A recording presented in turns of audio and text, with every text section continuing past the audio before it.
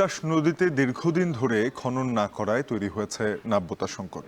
ফলে ব্যাহত হচ্ছে নৌযান চলাচল। বিস্তারিত জানাতে শহরের আনন্দবাজার ঘাট থেকে যুক্ত হয়েছেন সহকর্মী আজিজুল সঞ্চয়।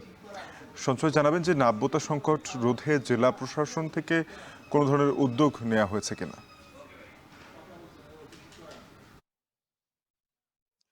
শাফিন, তার আগে একটু আপনাকে জানিয়ে রাখি যে ব্রাহ্মণবাড়িয়ার সবচাইতে প্রাচীন এবং ঐতিহ্যবাহী হচ্ছে এই তিতাস নদীটি। এটি ব্রাহ্মণবাড়িয়ার ৭ টি উপজেলা দিয়ে বয়ে গেছে এবং এটির দৈর্ঘ্য ১৩০ কিলোমিটার। এছাড়া গড় প্রস্থ আছে প্রায় ৫২ মিটারের মতো। তবে মূলত গেল কয়েক বছর ধরে আসলে নিয়মিত খনন কাজ না করার ফলে এই নদীর বিভিন্ন স্থানে কিন্তু নাব্যতা সংকট তৈরি হয়েছে।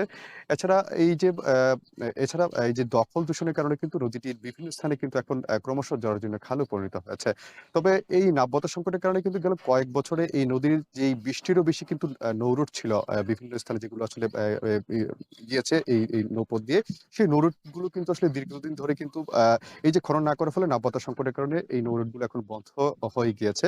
আপনি যেটি জানতে চেয়েছেন শাফিন, আসলে জেলা প্রশাসন এই বিষয়ে কোনো ব্যবস্থা নিয়েছে কিনা? আমরা আসলে কথা বলেছিলাম শাফিন জেলা প্রশাসনের সঙ্গে এবং এই যে বিআইডব্লিউটি এর সঙ্গে আমরা কথা বলেছিলাম।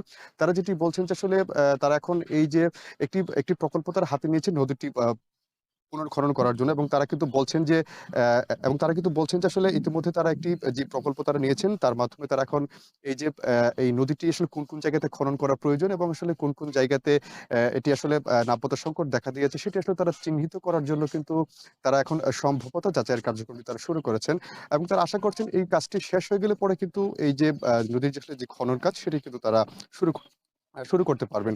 তো শাফিন, একটু আপনাকে জানিয়ে রাখি যে ব্রাহ্মণবাড়িয়ার তিতাস নদীর কিন্তু এই যে আশপাশে এবং তিতাস নদীর সংলগ্ন কিন্তু অন্তত প্রায় অর্ধশতাধিক কিন্তু হাট বাজার রয়েছে, গ্রামীণ হাট বাজার। আসলে যেসব বাজারগুলোতে মূলত এই যে পণ্য সরবরাহ করা হয় এই যে এই নৌপথ দিয়ে কিন্তু আসলে পণ্য সরবরাহ করা হয়।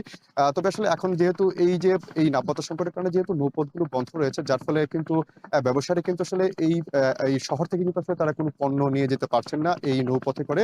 তবে তারা বলছেন যে যদি এই নৌপথটি যদি আবার চালু করা হয় এবং যদি নদীর নাব্যতার সংকট কাটানোর যদি ব্যবস্থা নেওয়া হয় সেক্ষেত্রে কিন্তু আবারও নৌপথ দিয়ে কিন্তু তারা আসলে বাণিজ্য শুরু করবেন এবং সেটি কিন্তু আসলে বিআইডব্লিউটি এর জন্য কিন্তু একটি লাভজনক হবে বলে এই নৌপথটি তারা কিন্তু আমাদেরকে বলছেন।